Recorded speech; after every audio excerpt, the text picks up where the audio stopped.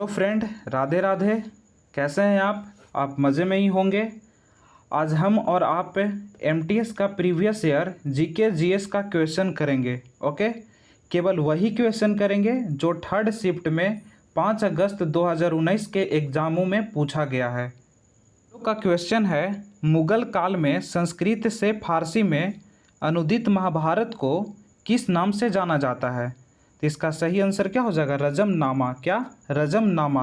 यानी संस्कृत से फारसी में अनुदित महाभारत को रजमनामा नाम से जाना जाता है। इस क्वेश्चन का एक्स्ट्रा फैक्ट है, मुगल शासक अकबर के समय में अब्दुल कादिर एवं नकीब खां आदि ने महाभारत को फारसी में अनुवाद रजमनामा, कहने का मतलब युद्धों का विवरण, नाम से किया था।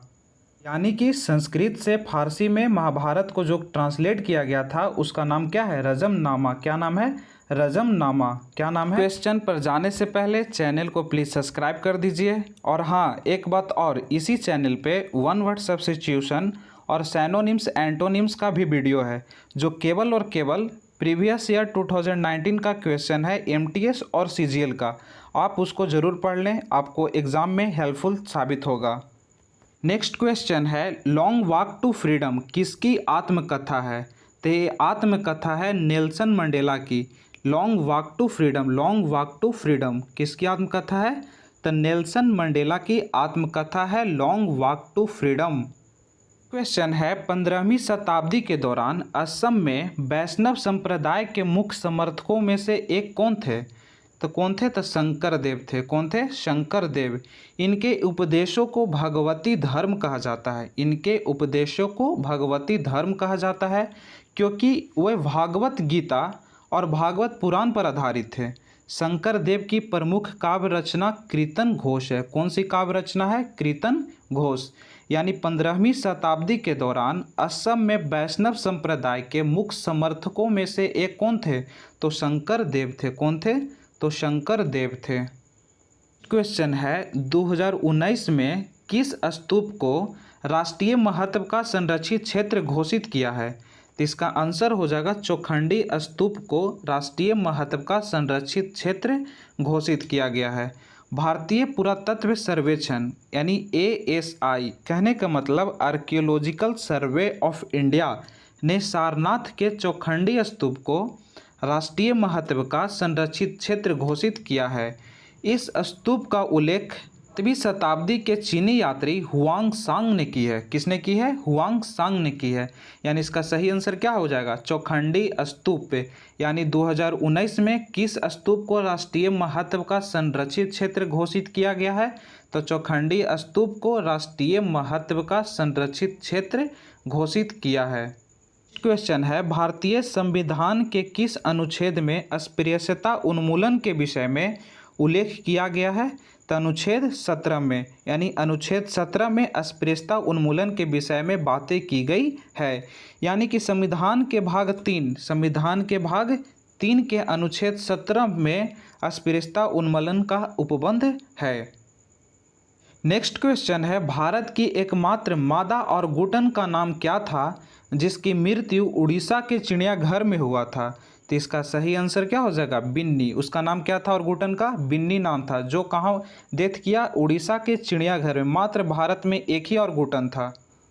क्वेश्चन है, कौन सा बल्लेबाज 20,000 अंतर्राष्ट्रीय रन बनाकर सबसे तेज गति से रन बनाने वाला बल्लेबाज बन गया? तो कौन? विराट कोहली। यानी 20,000 अंतर्राष्ट्रीय रन बनाकर सबसे तेज गति से रन बनाने वाला बल्लेबाज कौन बन गए? विराट कोहली बन गए हैं। क्वेश्चन है, एक हॉर्स पावर में कितने वाट होते हैं? तो एक हॉर्स पावर में 746 वाट होते हैं। एक हॉर्स पावर में 746 वाट होते हैं। अश्व शक्ति इकाई जेम्स वाट के द्वारा दिया गया है। और शक्ति की एसआई मात्रक क्या होती है? तो शक्ति की एसआई मात्रक वाट होता है। नेक्स्ट क्वेश्चन है, भारतीय संविधान में न्यायिक पुनरावलोकन की शक्ति और न्यायपालिका की स्वतंत्रता का प्रावधान किस देश से लिया गया है? तो ये अमेरिका से लिया गया है। कहाँ से लिया गया है? अमेरिका से लिया गया है। अमेरिका से भारतीय संविधान में मौलिक अधिकार, संविधान की सर्वोच्चता, निर्वाचित राष्ट्रपति एवं उन पर महाभियोग, उपराष्ट्रपति, उच्चतम एवं उच्च न्यायालय के महाधीशों को हटाने की विधि एवं वित्तीय आपात अमेरिका के संविधान से लिया गया है। यानी अमेरिका के संविधान से भारतीय संविधान में मौलिक अधिकार, संविधान की सर्वोच्चता, निर्वाचित राष्ट्रपति एवं उन पर जो महाभियोग लगते हैं वो उपराष्ट्रपति, उच्चतम एवं उच्च न्यायालय के न्यायाधीशों को हटाने की विधि एवं वित्तीय आपात और न्यायिक पुनरावलोकन की शक्ति, पालिका की स्वतंत्रता का प्रावधान अमेरिका के संविधान से लिए गए हैं। नेक्स्ट क्वेश्चन है, धातुओं के साथ जल मिश्रित अम्लों की अभिक्रिया होने पर कौन सी गैस उत्पन्न होती है? तो हाइड्रोजन गैस उत्पन्न होती है। यानी धातुओं के साथ जल मिश्रित अम्लों की अभिक्रिया होने पर हाइड्रोजन गैस की उत्पन्न होती है। क्वेश्चन है, भारतीय ओलंपिक संघ के अध्यक्ष कौन हैं? तो नरेंद्र बत्रा जी हैं। नरेंद्र बत्रा जी हैं भारतीय ओलंपिक संघ के अध्यक्ष। नेक्स्ट क्वेश्चन है, किस नदी पर नागा अर्जुन सागर बांध स्थित है? तो एक कृष्णा नदी पर स्थित है। यानी नागा अर्जुन सागर बांध कृष्णा नदी पर स्थित है। ये किस राज्य में है? तो ये तेलंगाना राज्य में स्थित है। नेक्स्ट क्वेश्चन है, निम्न में से कौन भारत रत्न से सम्मानित नहीं है? तो इसका सही आंसर हो जाएगा श्यामा प्रसाद मुखर्जी। कौन? श्याम प्रसाद मुखर्जी जो भारत रत्न से सम्मानित नहीं है। मोरारजी देसाई भी हैं, एमजी रामाचंद्रन जी भी हैं और विनोबा भावे भी हैं। यानी इसका सही आंसर क्या हो जाएगा? श्याम प्रसाद मुखर्जी जो भारत रत्न से सम्मानित नहीं है। निम्न में से कौन सी पुस्तक चेतन भगत के द्वारा नहीं लिखे गए हैं? ऑप्शन नंबर फर्स्ट है रिवॉल्यूशन, सेकंड है मेकिंग इंडिया ऑसम, थर्ड है wise and under wise, fourth है वन इंडियन गर्ल। इसका सही आंसर हो जाएगा wise and under wise. Wise and under wise ये किनके द्वारा लिखी गई है? तो सुधा मूर्ति जी के द्वारा लिखी गई है। किनके द्वारा? तो सुधा मूर्ति जी के द्वारा। सुधा मूर्ति जी के द्वारा वाइज एंड अंडर वाइज पुस्तक लिखी गई है। रिवॉल्यूशन 2020 चेतन भगत का पुस्तक है। Making India awesome Chetan Bhagat का पुस्तक है। One Indian girl Chetan Bhagat का ही पुस्तक है। और वाइज एंड अंडर वाइज सुधा मूर्ति के द्वारा लिखी गई पुस्तक है। नेक्स्ट क्वेश्चन है, बैंक ऑफ बड़ौदा का मुख्यालय कहाँ स्थित है? तो बैंक ऑफ बड़ौदा का मुख्यालय बड़ोदरा में स्थित है। कहाँ स्थित है? बड़ोदरा में स्थित है। यह किस राज्य में है? तो ये गुजरात राज्य में है। बैंक ऑफ बड़ौदा का स्थापना कब हुई? तो 20 जुलाई 1908 को ही। बैंक ऑफ बड़ौदा के संस्थापक कौन थे? तो महाराजा सयाजीराव गायकवाड़ थे। बैंक ऑफ बड़ौदा का मुख्यालय तो बड़ोदरा में है, लेकिन मुंबई में इसका कॉरपोरेट कार्यालय है।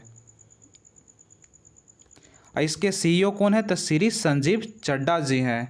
यह भारतीय स्टेट बैंक के बाद भारत का दूसरा सबसे बड़ा बैंक है, bank of Baroda. Next question है, यूको बैंक की टैगलाइन क्या है? तो यूको बैंक की टैगलाइन ऑनर्स योर ट्रस्ट है। क्या है? Honours your trust. UCO bank की स्थापना कब हुई? तो 6 जनवरी 1943 को इसकी स्थापना हुई।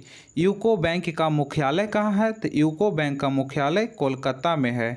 यूको बैंक का पूरा नाम क्या है? तो यूको बैंक का पूरा नाम यूनाइटेड कॉमर्शियल बैंक है। यूको बैंक की सीईओ कौन है? तो अतुल कुमार गोयल जी इसके सीईओ हैं। यानी यूके बैंक का टैगलाइन क्या हो गया? Honours your trust. Honours your trust. ये सारे क्वेश्चन प्रीवियस हैं, एक भी क्वेश्चन मैंने फालतू नहीं करवाया है। नेक्स्ट क्वेश्चन है, निम्न में से कौन बांसुरी वादक हैं? तो ये हमारे हो जाएंगे हरिप्रसाद चौरसिया जी। हरिप्रसाद चौरसिया जी बांसुरी वादक हो गए। जाकिर हुसैन हो गए तबला वादक। शिव कुमार शर्मा, अच्छा शिव है तो शिव मतलब भगवान शिव, तो जो भभूत वगैरह लगाते हैं। अच्छा तो संतूर हो गए। तो संतूर एक साबुन आता है ना, तो संतूर साबुन से शिव भगवान को नहा दिया जाएगा तो क्या हो जाएंगे? क्लीन हो जाएंगे। रविशंकर क्या हो जाएंगे? सितार वादक। रविशंकर सितार वादक। एक और होते हैं बिस्मिल्ला खां। बिस्मिल्ला खां शहनाई वादक। हरिप्रसाद चौरसिया क्या हो गए? बांसुरी वादक। जाकिर हुसैन तबला वादक। शिव कुमार शर्मा संतूर वादक। रविशंकर सितार वादक और बिस्मिल्ला खां शहनाई वादक। हम लोगों का ये लास्ट क्वेश्चन है, भारत के किस राज्य में माओत्सु उत्सव मनाया जाता है? तो माओत्सु उत्सव नागालैंड राज्य में मनाया जाता है। प्रत्येक वर्ष मई के पहले सप्ताह में मनाया जाता है। अगर ये वीडियो आपको पसंद आया तो लाइक और सब्सक्राइब भी कर दीजिए। Thanks for watching. Bye bye. Have a nice day.